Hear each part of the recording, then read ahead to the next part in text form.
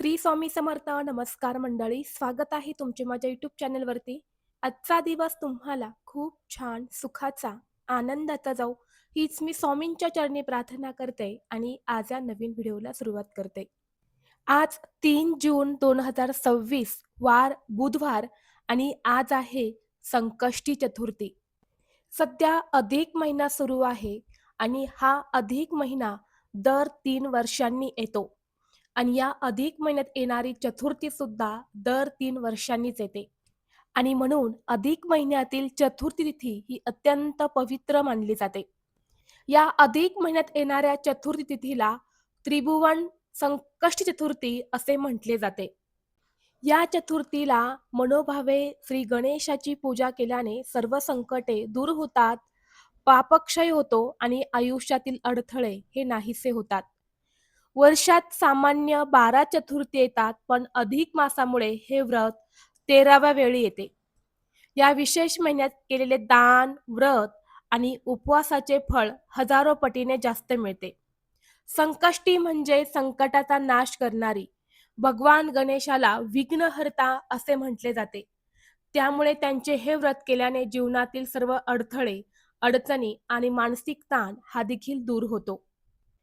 अधिक महिना हा पूर्णपणे अध्यात्माला समर्पित असतो.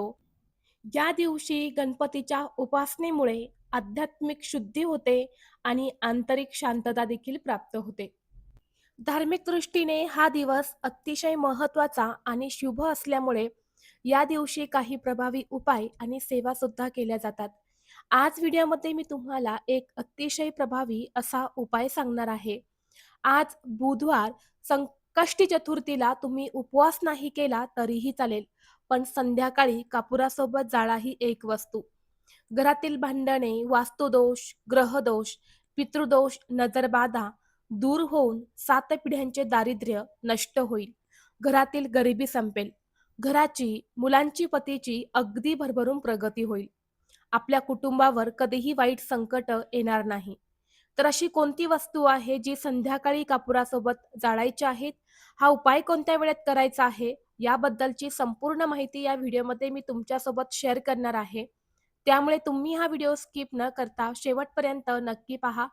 चॅनलवरती नवीन असाल तर सबस्क्राईब करा आणि असेच माहितीपूर्व नवनवीन व्हिडिओ पाहण्यासाठी बेल आयकॉनलाही प्रेस करा. म्हणजे जेव्हा कधी मी नवीन व्हिडिओ अपलोड करेल त्याचं नोटिफिकेशन सर्वात अगोदर तुम्हाला भेटेल आणि तुम्ही एक पण व्हिडिओ मिस करणार नाही. तसेच व्हिडिओला हाईप देखील द्या. आज या व्हिडिओमध्ये मी तुम्हाला जो उपाय सांगणार आहे तर हा उपाय आपल्याला आज संध्याकाळी करायचा आहे. आज संध्याकाळी 6 वाजल्यापासून ते अगदी रात्री 12 वाजेपर्यंत हा उपाय तुम्ही कधीही करू शकता. परंतु तुम्हाला शक्य असेल तर सायंकाळी 6 वाजल्यापासून ते 9:30-10 वाजेपर्यंत हा उपाय करण्याचा जास्तीत जास्त प्रयत्न करा. कारण संध्याकाळची जी वेळ असते तर ती वेळ आपल्या घरात लक्ष्मी येण्याची वेळ असते. तिन्ही संजेची वेळ असते आणि म्हणूनच आपण या वेळेला आपल्या देवघरामध्ये दिवा लावत असतो. या वेळेला आपण काही उपाय जर केले तर ते खूप जास्त प्रभावी ठरत असतात. वातावरणामध्ये सात्विकता असते आणि म्हणून आपल्याला शक्य असेल तर आज सायंकाळी 6 वाजल्यापासून ते 9:30-10 वाजेपर्यंत हा उपाय करण्याचा जास्तीत जास्त प्रयत्न करा. नाही शक्य झालं या वेळेमध्ये तर अगदी तुम्ही रात्री 12 वाजेपर्यंत हा उपाय केला तरी सुद्धा चालेल. या अधिक महिन्यातील चतुर्थीला आपण हा उपाय जर केला तर तो कधीच वाया जात नाही. अधिक जो महिना आहे तर या महिन्यात आपण जे काही व्रत करतो किंवा जी काही पूजा करतो, जी काही सेवा करतो, उपाय करतो, त्याचं आपल्याला दुप्पट पटीने फळ मिळत असतं. आणि म्हणून प्रत्येकाने हा उपाय जो आहे तर तो आवर्जून करायचा आहे. हा उपाय आपण 3 वर्षातून एकदाच करू शकतो, तो म्हणजे अधिक महिन्यात येणाऱ्या चतुर्थीच्या तिथीवर. जो उपाय मी तुमच्यासोबत शेअर करणार आहे तर हा अत्यंत प्रभावी आणि सात्विक उपाय आहेत. आपल्या देवघरामध्ये ठेवलेल्या प्रत्येक वस्तूचे स्वतःचे महत्त्व असते. त्यापैकीच एक आहे कापूर. प्रत्येकजण पूजेच्या वेळी कापूर जाळत असतो. परंतु त्यासोबत विशेष स्थितीवरती काही गोष्टी जाळणे अधिक फायदेशीर ठरू शकते. या गोष्टी कापुरासोबत जाळल्याने जीवनातील मोठमोठ्या समस्या देखील दूर होतात. हा उपाय आपल्या घरात केल्याने आपल्या घरातील सर्व नकारात्मक ऊर्जा दूर होऊन सकारात्मकतेचा संचार होतो. ज्योतिषशास्त्रानुसार कापुराचा वास हा धनाची देवी म्हणजे माता लक्ष्मीला अतिशय प्रिय आहे. जेव्हा आपण विशेष स्थितीवरती कापूर आपल्या घरात जाळतो तेव्हा आपल्या घरातील आर्थिक समस्या या दूर होतात आणि घरात सुख संपत्ती ही टिकून राहते. तसेच हा उपाय इतका प्रभावी आहे की हा उपाय केल्याने घरातील वास्तुदोष हा देखील दूर होतो आणि वाईट शक्तींपासून आपल्या कुटुंबाचं संरक्षण होतं.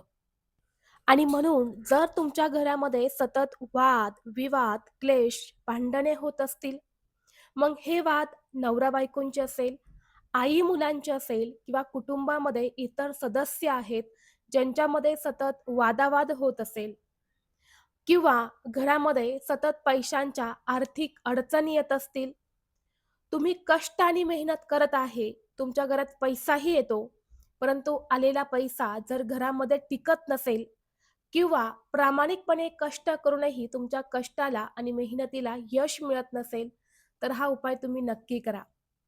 त्याचबरोबर घरामध्ये सतत आजारपण असेल, एक व्यक्ती आजारी पडला की पुन्हा दुसरा व्यक्ती आजारी पडतो. घरामध्ये काही दोष असेल, तर यासारख्या समस्या आपल्या घरामध्ये येत असतात. आणि म्हणून जर तुमच्याही घरामध्ये अशी समस्या असेल, तर हा उपाय तुम्ही नक्की करा. कापूर हे अग्नीचे प्रतीक मानले जाते, जे शुद्धीकरण शक्ती आणि ऊर्जेचे देखील प्रतीक आहे. आणि म्हणून हा उपाय आपल्या घरात केल्याने सर्व देवी देवता हे देखील प्रसन्न होतात. आता हा उपाय संध्याकाळी करण्यापूर्वी तुम्हाला सर्वप्रथम तुमच्या देवघरामध्ये दिवा लावून घ्यायचा आहे. शक्यतो तुपाचा दिवा लावावा. तूप नसेल तर तेलाचा लावला तरीही चालेल. यानंतर ना देवघरामध्ये छान धूप, दीप, अगरबत्ती लावून घरातील वातावरण हे प्रसन्न करायचं आहे. यानंतर आपल्या घराचा मुख्य प्रवेशद्वार हा उघडा करून ठेवायचा आहे आणि आपल्या मुख्य प्रवेशद्वारावरती सुद्धा एक दिवा तुम्हाला लावायचा आहे. यानंतर उपाय करण्यासाठी तुम्हाला कापूर जाळण्याचं भांडं घ्यायचं आहे किंवा तुमच्याकडे एखादी मोठी मातीची पणती असेल तर ती सुद्धा तुम्ही घेऊ शकता किंवा एखादी प्लेट घेतली तरी सुद्धा चालेल. सर्वप्रथम या कापूर जाळण्याच्या भांड्यामध्ये तुम्हाला खोबऱ्याची वाटी ठेवायची आहे. अख्खी खोबऱ्याची वाटी असेल तर अतिशय उत्तम. अख्खी खोबऱ्याची वाटी नसेल तर तुम्ही एक खोबऱ्याचा तुकडा घेतला तरी सुद्धा चालेल. फक्त खोबरं घेताना सुकं खोबरं घ्यायचं आहे, ओलं खोबरं घ्यायचं नाही. सुकलेली जी खोबऱ्याची वाटी असते, तर त्याचा तुम्हाला एक तुकडा घ्यायचा आहे किंवा अख्खी वाटी घ्यायची आहे. यानंतर काय करायचं आहे तुम्हाला हा उपाय करण्यापूर्वीच 5 ते 10 मिनिटे तुम्ही 2 कापूर वड्या या शुद्ध गाईच्या तुपामध्ये भिजत ठेवायच्या आहे. 5 ते 10 मिनिटे ह्या कापूरवड्या तुपामध्ये भिजवून ठेवायच्या आहेत आणि यानंतर या भिजलेल्या कापूरवड्या तुपातून काढून आपल्याला त्या खोबऱ्याच्या वाटीमध्ये ठेवायच्या आहेत. खोबऱ्याच्या वाटीचा जो पांढरा भाग असतो, तर त्यामध्ये तुम्हाला या 2 कापूरवड्या ठेवायच्या आहेत आणि यासोबतच आपल्याला 2 अखंड फुलाच्या लवंगा सुद्धा ठेवायच्या आहेत. ज्या लवंगांना फुल असेल अशाच 2 लवंगा ठेवायच्या आहे. आणि यानंतर हा जो कापूर आहे, तर हा आपल्याला आपल्या देवघरासमोर प्रज्वलित करायचा आहे. आता कापूर प्रज्वलित केल्यानंतर तुम्हाला ओम श्रीं विघ्नहर्ताय नमः, ओम श्रीं विघ्नहर्ताय नमः या गणपती बाप्पांच्या संकटनाशक मंत्राचा जप करायचा आहे. ज्योतिषशास्त्रानुसार जर आपण तुपामध्ये भिजवलेला कापूर खोबऱ्याच्या तुकड्यावरती ठेवून जाळला तर तो खूप जास्त शुभ मानला जातो. यामुळे आपल्या घरातल्या सर्व प्रकारचे दोष जे आहे तर त्या दोषांपासून मुक्ती मिळते. म्हणून असा हा उपाय तुम्हाला करायचा आहे. काही वेळानं ते भांडं तिथून उचलायचं आहे. त्याचा धूर हा संपूर्ण आपल्या घरामध्ये, आपल्या वास्तूमध्ये फिरवायचा आहे. यानंतर अगदी 1 ते 2 मिनिटासाठी हे भांडं आपल्या मुख्य प्रवेशद्वारावरती सुद्धा घेऊन जायचं आहे. जोपर्यंत हा कापूर जळत आहे, तोपर्यंत तुम्हाला याच मंत्राचा जप करायचा आहे. यानंतर हे भांडं पुन्हा आपल्या देवघरासमोर आणायचं आहे. जोपर्यंत या वस्तू जळत आहे, तोपर्यंत तिथेच राहू द्यायचा आहे. कापूर जळून गेल्यानंतर जो खोबऱ्याचा तुकडा शिल्लक राहणार आहे, तर तो तुम्हाला निर्माल्यमध्ये टाकायचा आहे किंवा रात्रभर तसाच तुमच्या देवघरासमोर ठेवा. दुसऱ्या दिवशी सकाळी उठल्यानंतर बाहेर जाऊन तो तुम्ही मातीमध्ये गाडून टाकला तरी चालेल किंवा बाहेर तुम्ही निर्माल्यामध्ये टाकला तरी सुद्धा चालेल. फक्त तो घरामध्ये कुणी खाणार नाही याची विशेष तुम्हाला काळजी घ्यायची आहे. तर अशा पद्धतीने हा छोटासा उपाय आपल्याला आज संध्याकाळी आवर्जून करायचा आहे. हा उपाय जर तुम्ही तुमच्या घरात केला, तर तुम्ही स्वतः तुमच्या घरामध्ये बदल बघू शकतात. तुमच्या घरामध्ये ज्या काही समस्या सुरू होत्या, ज्या काही अडचणी सुरू होत्या, तर त्या कुठेतरी नक्कीच तुम्हाला कमी झालेल्या दिसतील. त्याचबरोबर जर तुमच्या कुंडलीमध्ये ग्रहदोष असेल, कुठलाही ग्रहदोष तुमच्या कुंडलीमध्ये असेल आणि या ग्रहदोषाचा वाईट प्रभाव हा तुमच्या कामावर पडत असेल, तुमच्या आरोग्यावर पडत असेल, तर हा ग्रहदोष कमी होण्यासाठी तुम्हाला या चतुर्थीच्या दिवशी काळ्या रंगाच्या गाईला हिरवा चारा किंवा गूळ आणि पोहे खाऊ घालावे. यामुळे कुंडलीतला ग्रहदोष हा कमी होतो. त्याचबरोबर तुम्ही आज व्रत केलं असेल, तर हे व्रत तुम्हाला रात्री चंद्रोदय झाल्यानंतरच सोडायचं आहे.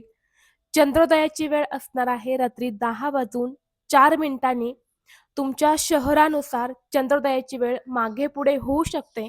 त्यामुळे चंद्रोदयाची वेळ व्यवस्थित पाहून घ्यायची आहे आणि त्यावेळेला तुम्हाला चंद्राची पूजा करायची आहे, गणपती बाप्पांची आरती करायची आहे आणि त्यानंतरच तुम्हाला हे व्रत जे आहे तर ते सोडायचं आहे. त्याचबरोबर आज संध्याकाळी तुम्हाला गणपती अथर्वशीर्षमचं पठण करायचं आहे. गणपती बाप्पांच्या संकटनाशक स्तोत्राचं पठण करायचं आहे. ओम गण गणपते नमः या मंत्राचा जास्तीत जास्त जप करायचा आहे. या गणपती बाप्पांच्या अतिशय उच्च कोटीच्या सेवा आहेत. या सेवा केल्याने गणपती बाप्पांचा कृपा आशीर्वाद हा आपल्याला प्राप्त होतो. आपल्या जीवनातील सर्व समस्या दूर होतात आणि सर्व इच्छा मनोकामना या देखील पूर्ण होतात. त्याचबरोबर तुमच्या घरामध्ये सतत पैशांच्या आर्थिक अडचणी येत असतील, पैशाला पैसा लागत नसेल, कष्ट आणि मेहनत करूनही घरामध्ये पैसा टिकत नसेल, तर आजच्या दिवशी तुम्हाला एक अतिशय प्रभावी असा उपाय करायचा आहे.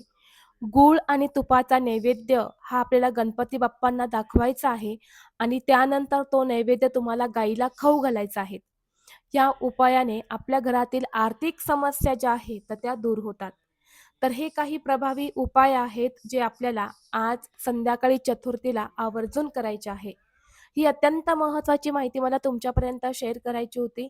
व्हिडिओ तुम्हाला आवडला तर लाईक करा, चॅनलवरती नवीन असाल तर सबस्क्राईब करा आणि हा व्हिडिओ आपल्या मित्रपरिवारासोबत जास्तीत जास्त शेअर करा. चला तर मग भेटू असंच पुढल्या एका नवीन व्हिडिओमध्ये. तोपर्यंत सर्वांना श्री स्वामी समर्थ.